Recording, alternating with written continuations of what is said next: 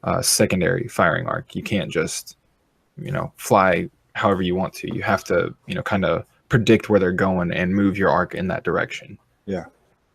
Yeah, I mean, I agree, because then it helps people who don't fly those turret ones like me, to be able to have a place to hide, so you don't, no matter where you are near that ship, you're not going to get fired upon. You get in that part where their arc isn't facing.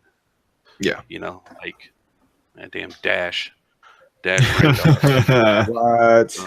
I'm just going to Someone say, hates Dash? I don't believe that. I am not a fan of Dash, and I think if I make it known, ain't that right, Austin? But I can't stand Can't that. pick on Austin. He's not here. Yeah, that's why it's easier to do. Yeah, that's true. Because I do occasionally. I do occasionally fly Dash. That's okay. Occasional's okay. All the time, really don't like it. Let's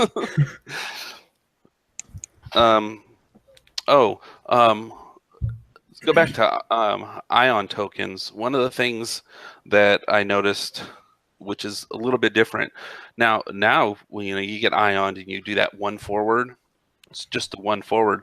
They specifically changed it to say the maneuver is a blue maneuver. Yeah. So I've seen this happen a couple times, and I'd never thought about this before, but you could stress somebody, and then if you ion them, they have no way to remove the stress because it clarified it as a white one forward. Right. So then they move forward, they don't take any actions, and then generally speaking, what would happen is you would just, one forward behind them and either run them off the board or completely destroy them. So they're trying to make it where somebody could, remove that stress and take an action. Right. I mean, I like to have my defenders ion people right off the board, or right to where they have no choice to go over a rock or something. But the other part is they said that, once you move that one, clear that ion, you still be able to take an action, right? Mm-hmm. Well, they said the perform action step, the ship can only do a focus action. Yep. So okay, so they didn't. So they made it a little more user friendly, but also didn't make it overpowered by being able to take whatever kind of action they wanted, like push the limits and so on. Right. Yeah. So you only can do that focus, which is nice. I don't know when ions are removed in 1.0. Normally, I just take them off at the end of the phase.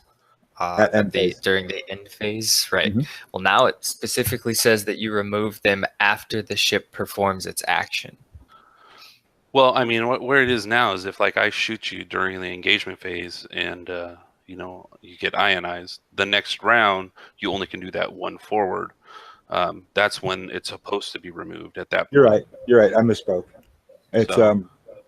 It's after your activation phase. Right. Yeah. After you've done your activation for that ship. I was about to say, you could just bump them. They don't get to take an action, and that ion stays, if that's what it was.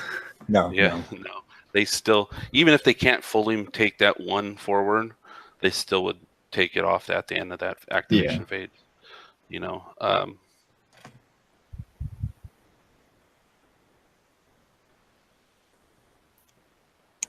mean, that's about it. Okay. This is something I've seen people different things when we're talking about obstructions and the obstacles.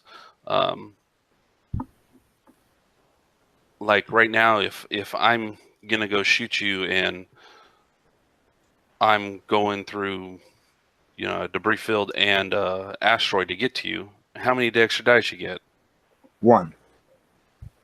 Right now, that's how it is? Yes. You only ever get 1 extra dice for range and or obstacle. Okay. See, that's something that I've even on some people asking other people, posts on Facebook or on Reddit or whatever, that's a question that comes up all the time. I know in our group it's come up a couple times, and they specifically stated more in here that it's only the 1 additional, right? Whether the range measures through 1 or more obstacle. So that's at least really clarify it on that one. Yeah.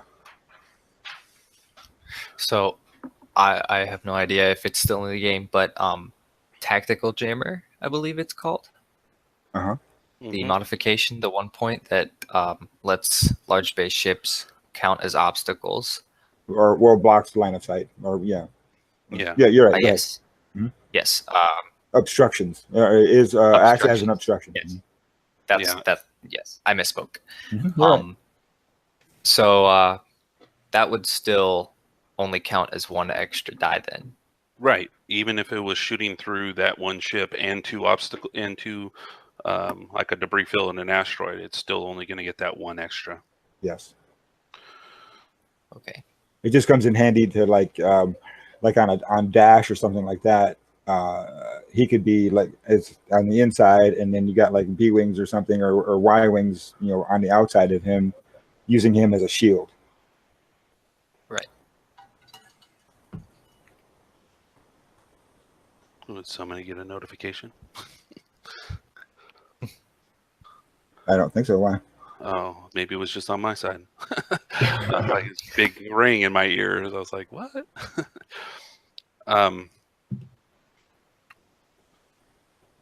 So I think the next thing I had on the list was for jamming. It's the new mechanic that I'm getting used to with my my Reapers. Yeah, I'm not real familiar with it either. I mean, the way that's going to be in 2.0, so like right now you can do it in one, you can be in range 1 or 2, depending if they're in your fire and arc and whatnot. Now it's going to be like, if I wanted to jam your ship, the ship has to be at range 1. And then of course the jamming action, it says it either removes a focus, evade, or a target lock. Now it's the blue target lock, it's going to break that ship's target lock. So it'll make it it's just about the way it is now, except for it's just specifying it's only at range 1.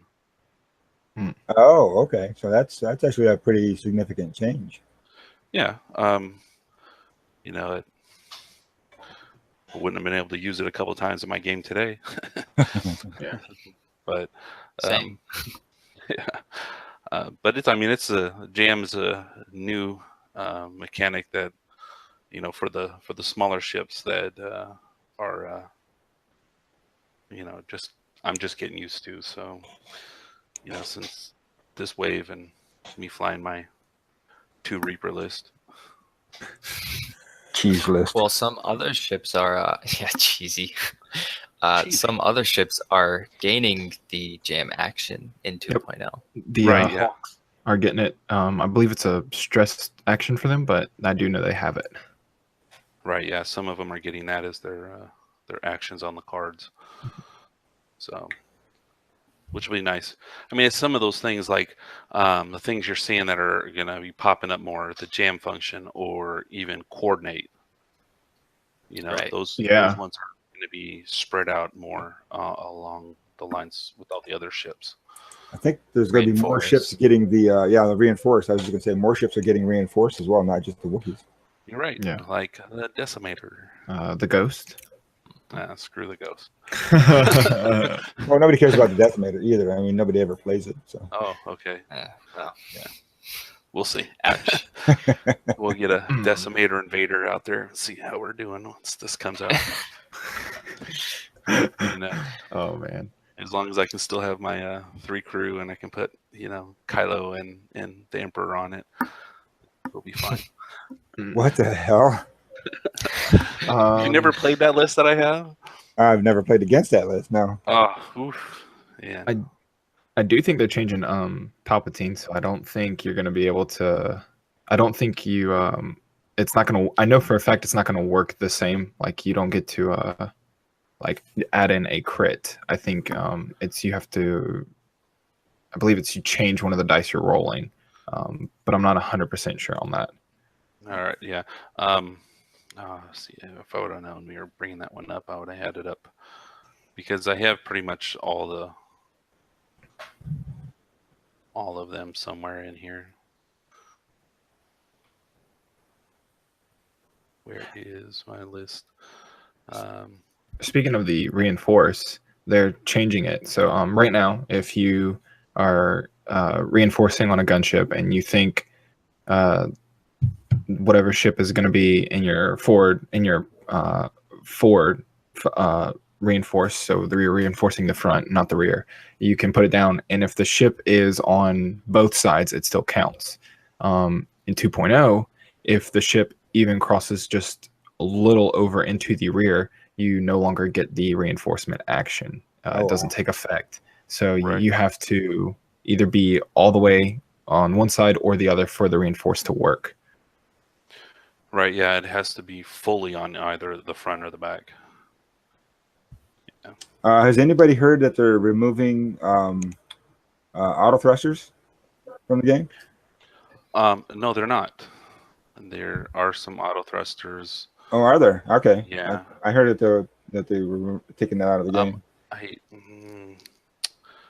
Let me see. As we talk, I'll try to find them. Okay. I think I had something that showed all that good stuff. I'm not trying to give a shout out to any particular group or business or anything like that, but Spiky Bits has a YouTube post where he unboxed the core set, the new core set, and he laid out all the damage cards from the new damage deck. So you can look at them, and there are some of them are pretty damn nasty. Like the fuel leak is just like, oh, Nikes. Right. Yeah. There are some of those that I've seen too. That is nuts. After seeing the damage deck, I'm really excited to fly the new X-wing. I can't remember what his name is, but if you have a damage, I can cancel one of my results, hit or critical results, and I can make you flip one of those damage cards that you already have face down.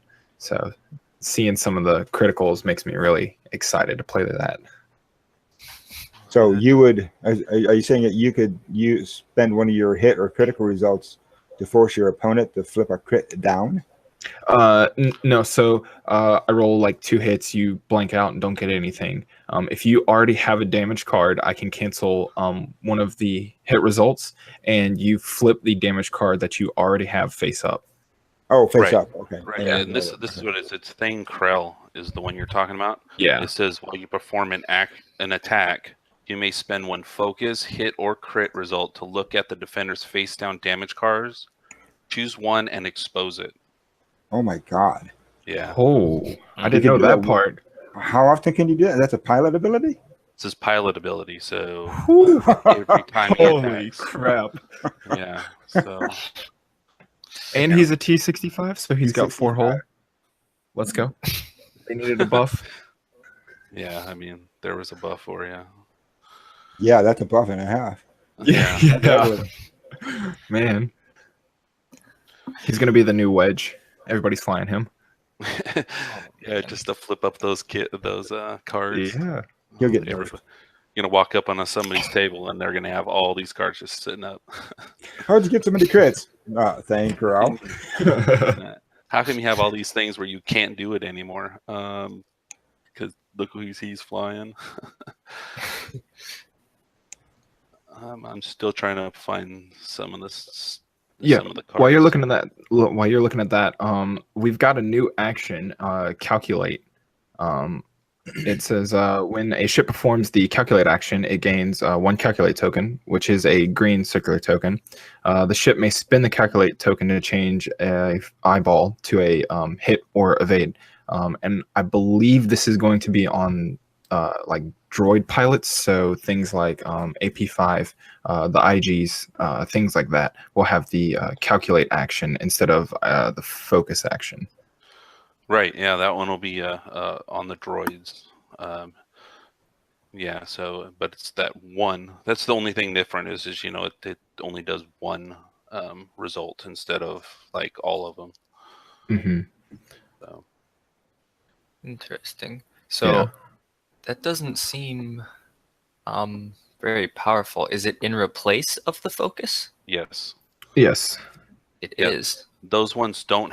I'm sorry, don't have the focus at all. So like I said, any of the IGs, and AP5, and who's that other one? Name was just on the tip of my tongue, but yeah. So they don't have any more focus on theirs. They only have that calculate.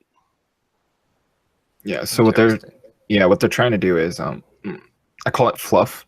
The focus is better, but it's only for organic pilots, whereas the calculate is for droids, and it's like one guaranteed, whereas the focus is you have the chance to dodge more. It's kind of like I said, the fluff behind it. Because humans are better. Exactly. That's what they're trying to Well, because focus is something a concentration thing. Droids don't concentrate. They just they calculate. Exactly. They calculate. Yeah. The other thing that's in here, it's not new, but they've changed, is the reloading action. So you choose one of the missile, bomb, or proton, and you can reload one of them. Now, instead of, I believe now, if you reload action, it reloads everything. Is that correct? Yeah. I don't know. When you mean the reload action? Yeah. So it's the missile with the arrows going left and right. Okay, I think you have to specify a weapon system. Okay. All right. Like if you have a bomb or a missile, you have to specify which one you're reloading. Okay. All right. And you also have to spend one of the charges, which is the little lightning bolt you have to spend to reload, and then that ship gains a disarm token. It increases the charge because now your torpedoes, rockets, and bombs will have charge on them. So you will put a charge back on one of them. Yes. Right. Yes. Yes. Which I think is cool. They're taking extra munitions out of the game, so that takes up removes a slot for the most part. Yeah. And so I think what I've seen so far on most missile systems, for instance, you got 2 shots with it. So if you have reload with 2 shots, then you could fire both shots and then reload after that. Right. Yeah. Or you could just fire one continuously. For the most part, yeah. Yeah. And like I said, you do gain that disarm token, so you can't, shoot. But yeah, you can't reload and then still shoot that same round. Right. Yeah. Right. Yeah. Exactly. Cough. Alpha strikes. Never-ending proton bombs. God. So the next thing I had on the list was tractor tokens. So, this is another one that's to where you can do 1, 2, or 3, depending on small, medium, or large base ships. And of course, we all know what tractor beams do. Have that. But I mean, like right now, what does a tractor beam do to a large base ship? Just reduces the agility. That's it. Mm-hmm. Which, I mean, for the most part, most of the big base ships, that's huge because they're either rolling 1 or 2. So that drops it to no or 1. Yeah. And in the case of the Ghost, it doesn't do anything, but, Right. Stupid Ghost. But like now, what does it says? It says after a ship becomes tractored, it can do, the opposing player can do a barrel roll, a boost on the ship. It doesn't specify that it's only like the small base. So it means to me that reads that all 3 ships, all 3 bases have the option to do the same thing. And it's huge because go ahead. Yeah, I mean, it was going to be huge because you take that large base one and just boost them just enough, or barrel roll them just enough, is just the tip is off the edge of the board. You can't do that. Yeah, I know, but I mean you're right. I'm sorry, onto a rock or something. A rock or obstacle. Yeah. Or gonna say- push him, boost him, or barrel roll him to the point where he's going to go off the map. Next where he has turn. no choice but Yeah. to Right. go off. Or hit him with an ion cannon after that too. Then Right, exactly. Yeah. Pound him with the tractor beam, then an ion cannon. And I believe In the same round. Just hit them both. Boost him, get him an inch away from the edge, and then got nothing to do but go off. And I believe the way you read it, if I'm not mistaken, the owner of the ship gets to decide the booster barrel. Is that correct? No. No. It's when my ship becomes tractored, the opposing player gets still to chooses. pick. Okay. Yeah. whoever fires it gets to decide what it's going to be done. Okay. Yeah. I misunderstood. I thought that was. Yes, that was a big thing when the tractor beam first came out. The same situation. Yeah, who gets to do it? And then during the engagement phase, the ship with at least one tractor token still rolls one fewer defense dice. So, and that's across the board too. So, and of course, everyone should know that every ship is friendly to itself. Yes. What? Yes. You can't have this split personality in the cockpit.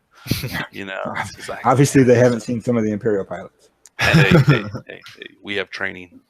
Yeah, that's what you call it. Yeah. Training being assholes. But anyways,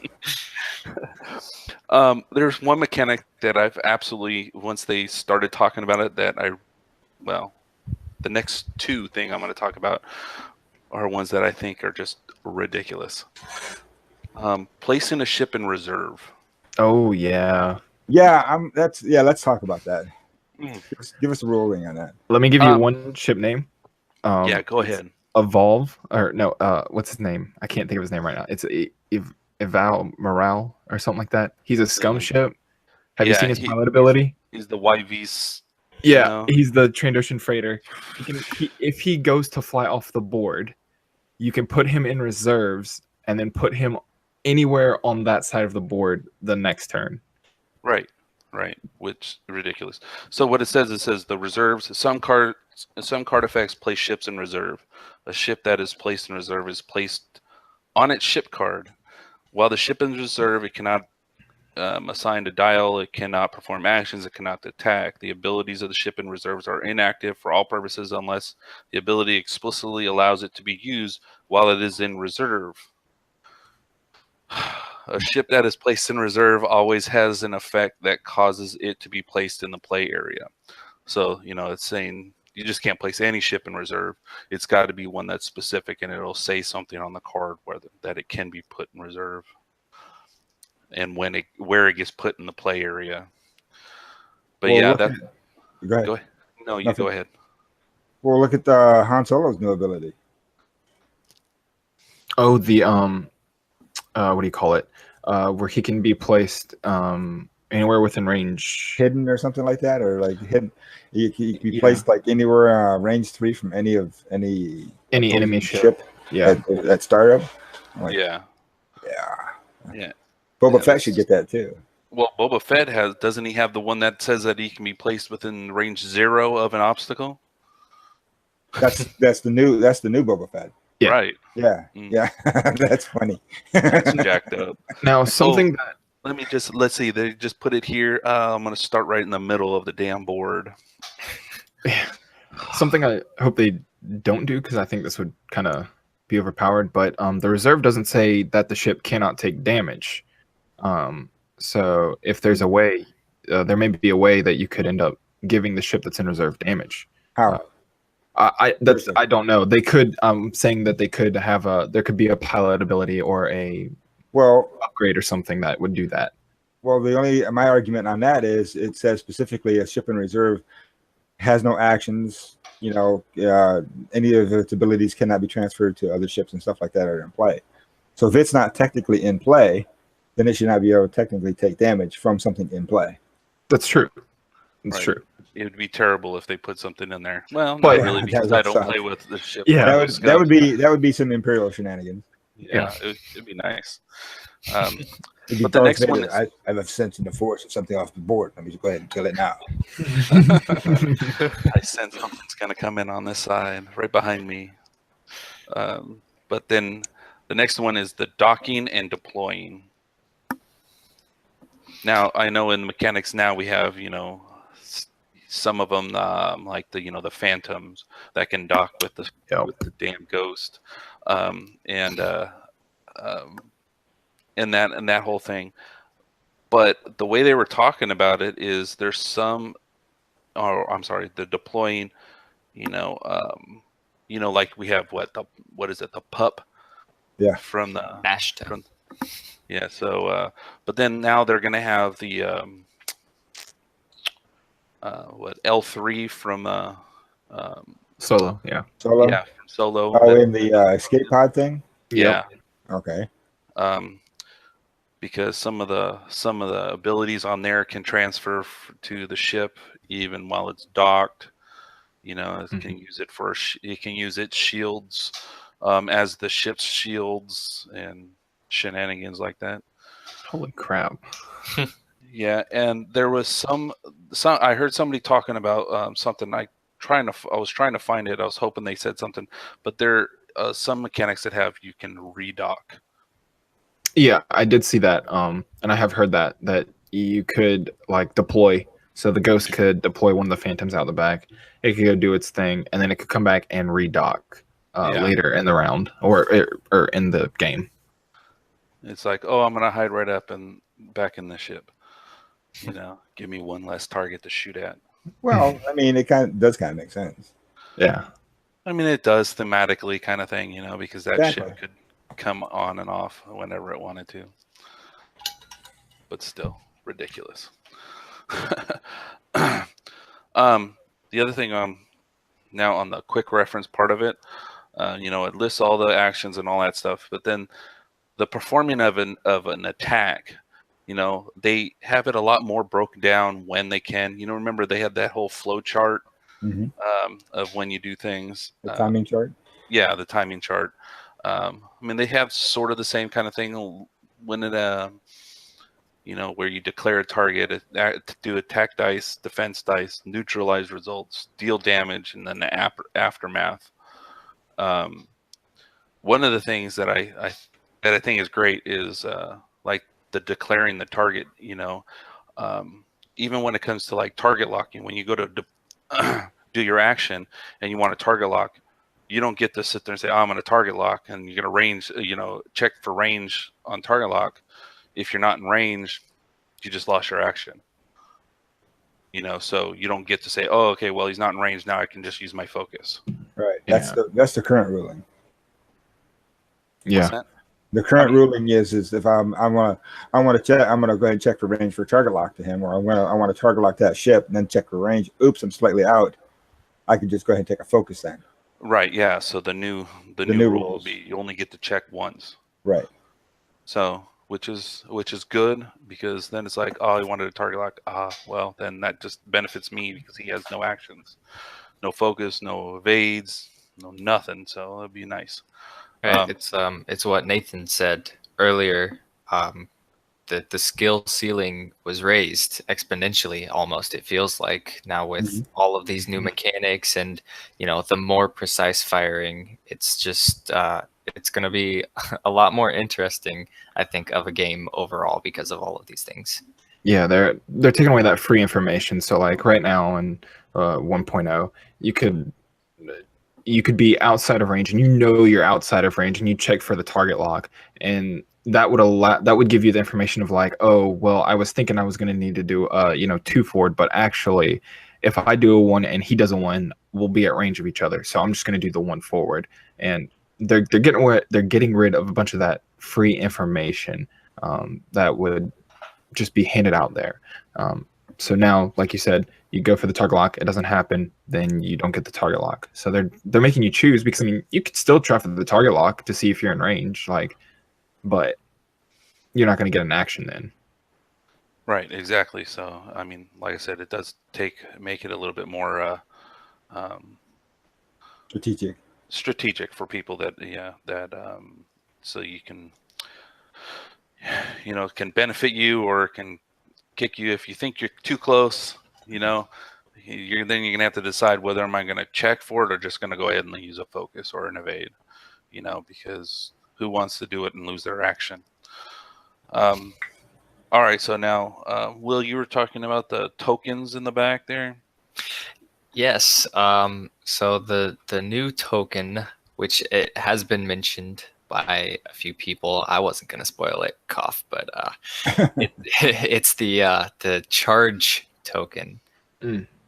Yeah. It is yellow, and there's also a red one. It looks like, and I don't know the difference between the two. Okay. Well, the difference is one's whether it's been spent or not. It's you said yellow. Yes. So it's yellow if it's still it's still good to use. Like you haven't used it yet, but once you've used it, you can flip it over, because then you might be able to regen that that charge, because some of them have that, and then you flip it back over, saying you can use that one again. Right. Same And with shield now. Right. Same with shields. Same with the force charges. They're the same way, where they're dual sided. So you flip it whether it's been used or it's not. Now, with the charges, for most of what I've heard, everybody or most of the ships that have the charges, they'll regen one charge around. Is that correct? Not necessarily, because there's some of them. There is going to be like a little arrow indicator next to the that's right. If the arrow's there, then they get to regen it at the end of the round. Yeah. And the same with force, they can regen those ones too, but only if they have that in there, because some of them don't. Like, some of your your missiles. Or if you're Luke Skywalker, in which case I just have to defend and then I get a force back. Right. You don't even need to take like focuses and stuff. You can just use your force charges. And what I was saying, like the missiles, you get 2 charges. You use those 2, you're done. Yeah. It's like right now, you only use it once. At least this gives you a second one. But then there are those ones that you get the regen. So, which is gonna make it a lot more interesting, because there is a lot more little mechanic kind of things that are in the new edition that everybody's got to relearn.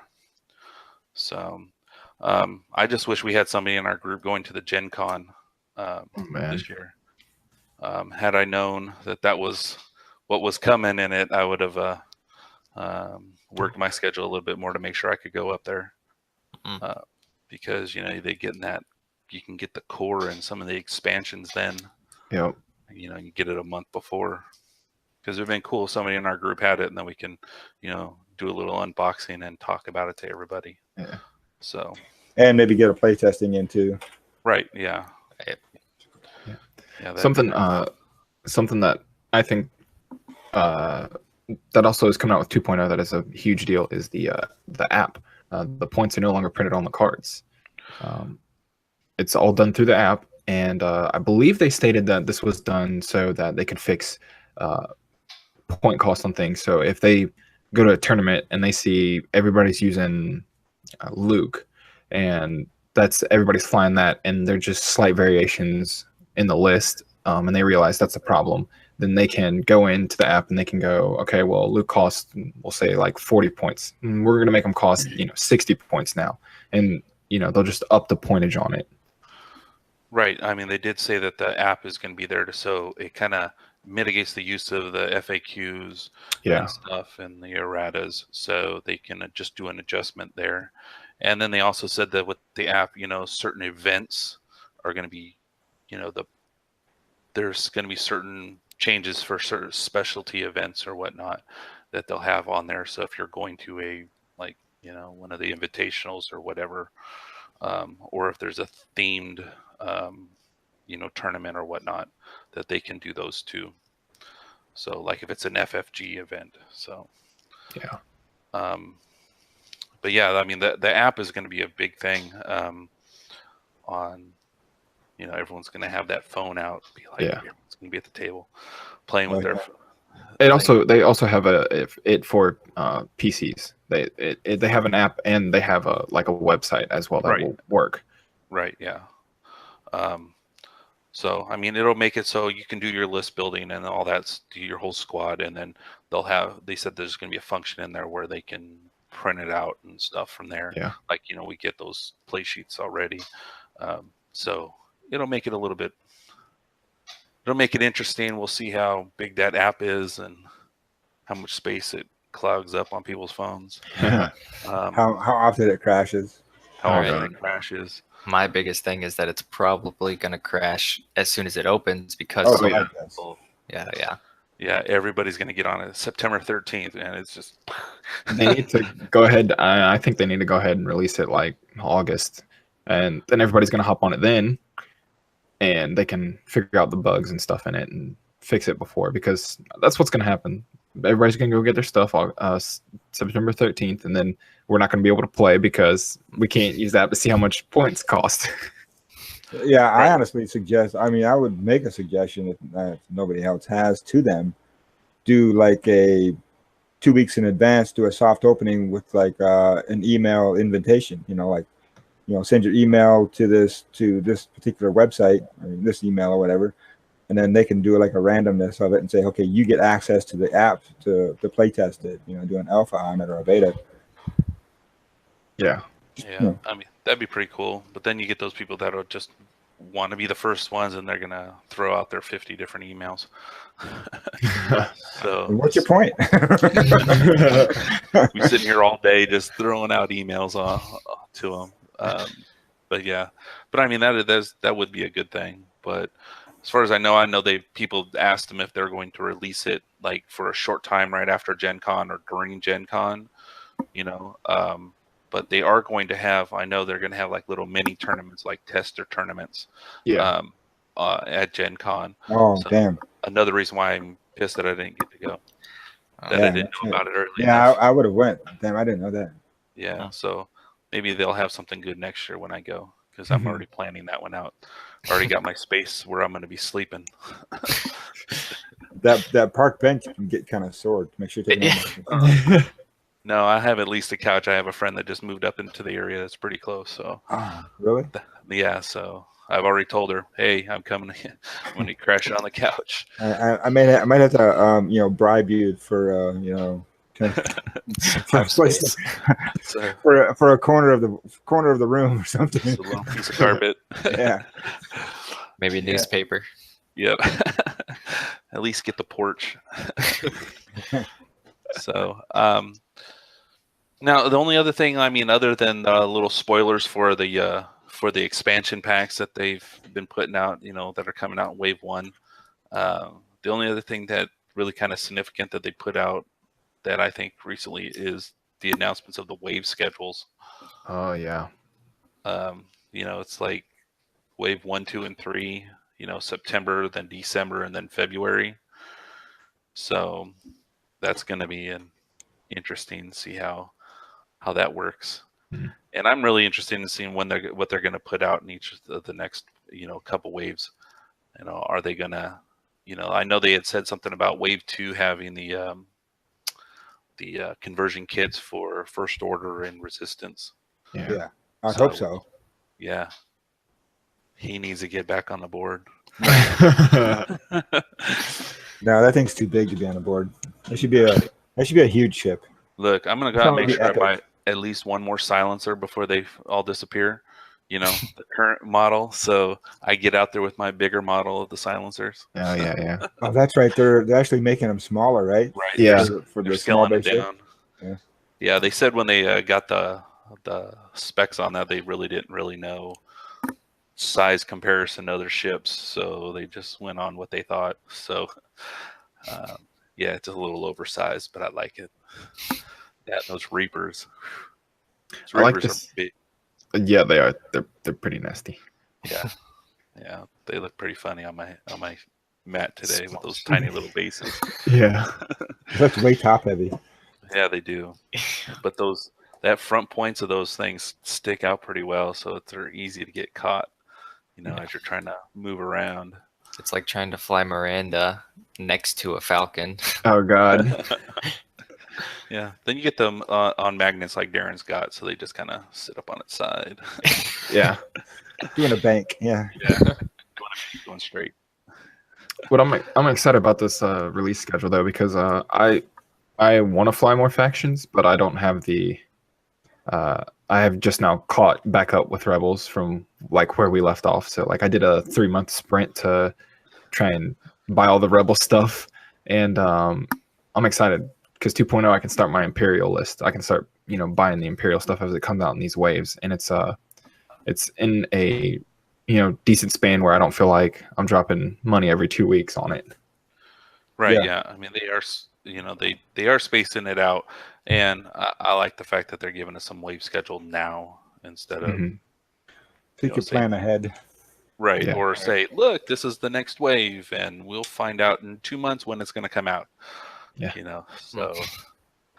So, Darrin, seeing this release schedule and knowing that there are potential new players, as somebody that organizes the leagues at the shop, are we going to limit it to like from between September and December is just going to be Wave 1 stuff, or are people that have the expansions going to be able to fly other stuff? You mean after 2.0 drops? Yeah. Well, we're gonna have we're probably gonna have a fall league, which will be 4 weeks, and it'll be after second edition. I'm probably put up a poll to see if we want to do it Wave 1 style. That way, people who have the first order and the resistance ships can still use their cards and ships. Or whether they want to go strictly 2.0 before the new release of the resistance and first order. And in that case, if they want to go to strictly 2.0, then of course we would be limited to the 3 factions that we have. Okay. So I'm gonna make it democratic, so that, whatever anybody wants. But I think what he was asking was, are you going to limit to just the ships that are being released in Wave 1? So like, are we only going to be able to TIE fly? fighters? Yeah. X-wings, the Slave One, the TIE Advanced, the Fang Fighter, all those ones, all those new ones for 2.0 that are coming out at the same time the core set is. I guess I'm not understanding, because if you get the conversion kits, they're always going to be in there anyway. Right, Exactly. but what he's talking about, just the ships that come out for Wave 1, not the conversion kits, because then I get to fly everything that I have Imperial. But then, I'd be limited to just those handful of Imperial ships. Or are you going to list it to anything that was coming out with the conversion kits and any other? If it's 2.0 usable, then I don't see why you couldn't use it. Okay. Seriously, yeah. So I think I understand. Like you said, with the new core set, there's how many ships are coming out with it? Individual. There's 2 for each faction. Okay, right. so if, let's say, I think the Fire Spray is coming out with the Scum faction with the release, right? Yeah, it's the Fire Spray and the Landos Falcon. Okay. And the Fang Fighter. And the Fang Fighter. Okay. For Rebels, it's the X-Wing and the Y-Wing, and then for Imperials, it's the TIE Fighter and the TIE Advanced. Okay. Right. So yeah, I think I see what you're saying. If we were limited to only those ships, because they were the ones that were being released. No. Right. If you buy your conversion kit for the Imperial, and that converts all of your existing first edition ships to second edition, you could use those. I don't see why not. Okay. Because they're legal. The only thing with the new releases that are coming out is, if, say, for instance, I didn't have any TIE fighters and I was flying Imperial at all, even though I had a conversion kit, but I didn't own any TIE fighters, and I had to wait for the new TIE Fighter second edition to come out. That's what they're releasing it for. Okay. So if I was to get into the Imperial faction after 2.0, I would have to go out and buy the new ones. So the new 2.0 ships would be there. You see what I'm saying? That's all that's all those new waves are for people who don't have the existing ships. Okay. So anything after 2.0 is going to be all 2.0 usable. That answer your question? Yeah. Okay. Okay. Is there anything else one of you guys want to bring up?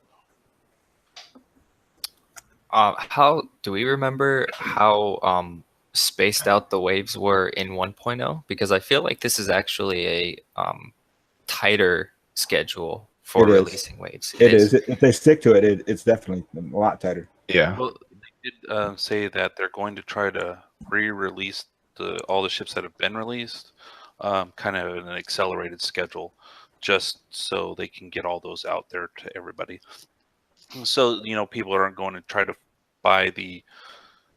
It's not going to force the new players in that haven't played the first version to go out and buy the old ships just to get the conversion kit to be able to use them. Right. So they're trying to get them out there so all of them, all the current ships that they're going to keep are going to be put out there, as quickly as they can. Mm-hmm. Yeah. Also, real quick, just a question. Do y'all think they would reach into past Star Wars, like prequel era, to make some new factions? I doubt it. I mean, they could, but Sure, I mean, if it's they're Disney. talking They can about do what they want. separatists or the Republic, but I mean, it's possible. I mean, that's a way to go to add more ships in. Yeah. Yeah, you're right. I see what you're saying too. I mean, they've already done it with the Resistance and the First Order, as a separate faction. So we got 5 factions now. Yeah. And the only reason I ask is with the addition of the Force mechanic, you would have, for example, things like the Jedi Starfighters. They're going to be. It would be like I think it would be like the ARC is right now. You have nothing but named pilots because they were only really used by Jedi, and their stat line isn't going to be that great, but they're going to have a lot of Force to use because of the fact that they were almost strictly Jedi used. Mm-hmm. But yeah, I just think it's if they don't, I think it's a missed opportunity because there's a lot of cool stuff that they could pull from. And you could have I heard somebody talking about it for Armada, but for X-Wing 2, a bunch of the Vulture droids, you could make them cost like hardly anything. They're going to be really, take one shot and then they're dead, but you might be able to put, 10 or 11 of them on the board to, shoot at something, but right, they're going to be real cheap. A Vulture droid swarm going at you. Yeah. I think if they did something like that for the Vulture droids, it would become, because they're actually discharged from another ship, like a shuttle. Mm-hmm. So it'd be more like almost like an ordnance type thing. Yeah. I can't remember where it is. I'll have to go find it again. But somebody was talking about the way they were wording certain munitions because in the prequel era they have buzz droids, and people are thinking that if they do go with the prequels / Old Republic stuff, they will have some sort of buzz droid like missile or bomb or something that would affect your ship. That'd be a nasty thing to That'd have. be ugly. Oh yeah, that would be really nasty. But it would. I mean, like I said, it would be a good way to add more ships in, and it might throw something because I mean, come on, you can have you can have Darth Vader versus Anakin Skywalker. Yeah. And then Kylo Ren versus Anakin Skywalker, or Luke versus Anakin. I mean, that'd be kind of a fun thing to do. So. Yeah. Well, I mean, in that case, they would have to take and drop the ARC 170 down to that particular faction too. Right. I mean, that'd be one that they could be on both sides, like the Hawk's going to be. Same thing with the Y-wing too. But I think it should be better for the Republic than it should be for the Rebels. Because I know in the Clone Wars, which is you see the Y-wings multiple occasions, but they're looked better decked out and well taken care of. Yeah, I mean, like they're brand spanking new. Yeah. And there are a little bit like the Y-wing bombers that they did in the Clone Wars. They're shaped a little bit different. A little bit. So, what's the big ship that they get in the Clone Wars? The one that's like the T-shaped. It's in the. I don't know what it is, but like it's Obi-Wan, Anakin, and Ahsoka fly it all the time. But I just thought about that shit. Twilight? Yeah. Twilight? Oh yeah. That'd be a fun ship. Yeah, that would be a fun ship because that would be doing barrel rolls and talon rolls. And all that stuff, crazy stuff. Have a turret. So, but Yeah, see, I could see something like that. See, and one of the things that I don't know if you talked about it earlier before I got on, but like some of the large base ships, like the 1300, the YT 1300 and 2400 and such, that have multiple crew slots, and you could take that new gunner slot for your turrets. yeah, Like if you take Han Solo as a gunner, he can actually shoot twice. He can shoot in 2 different directions.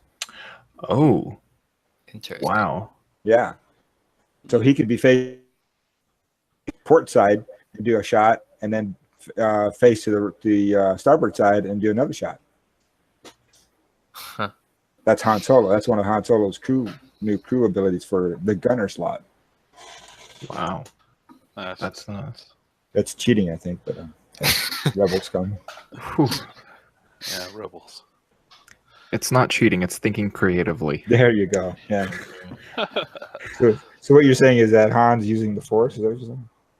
I mean, I just literally watched a video that was like, it's very possible if you watch the way he flies and stuff, and then if you go watch The Force Awakens and watch the way Rey flies, and then you find out she is Force sensitive, it's, you know, not the craziest thing I've heard. Yeah, no, I hear you. That would be a crazy mechanic right there. Throw Oh, that yeah. in there. That Han Solo is Force sensitive. Oh, no, He gets like a half of a Hokey token. religion stuff, you know. Hokey religion. Would also be explained why he shot first. Everybody wins at Sabak all the time. Yeah. But then why didn't he know that Kylo was going to throw that blade through him? Maybe he did. Maybe it was his plan. He's Oh, Obi-Wan Part 2. Strike me down, I'll become more powerful than I ever imagined. You know, at this one. Yeah, right there. God, we're Star Wars nerds. Yes, we are. Isn't it great? It is. It's awesome. So, anybody got anything else?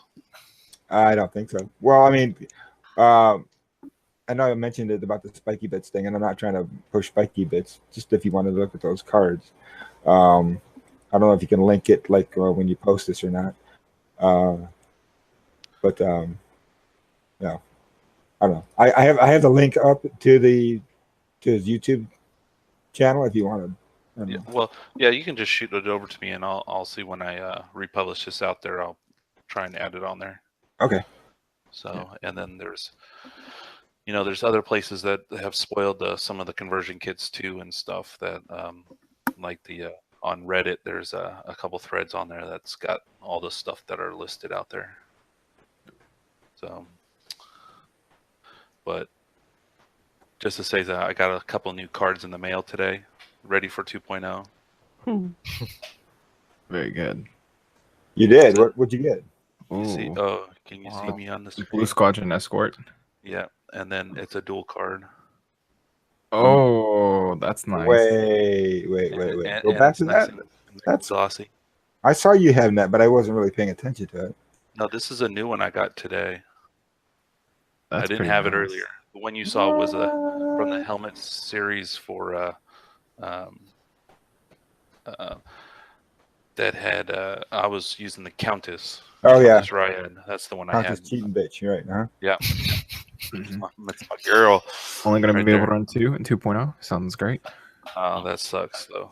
Oh, That was the no triple defenders or anything. So Yeah. but it's okay. I can still throw my my 2 Reapers and my Countess in there. So, like I was running as far as today. you know, Oh no, I can fit them in there. you don't know that. You don't know what the point costs are going to be. The Countess might be like 125 points. Yeah, no, We can only hope. yeah, no. Yeah, no shit. They did say the defenders are going to be on a little more expensive side, Yeah. but Thank sucks. God. Because then I might have to just do the 2 pilot skill or pilot initiative 1s on the Reapers. Yeah. Instead of Did everybody get the new Scarif Reaper card? no, I did not because I wasn't at the tournament last week. Neither did I. Yeah, I don't have a camera, so I can't show you if you haven't seen it. But remind me next time we get down there. We got plenty of extras.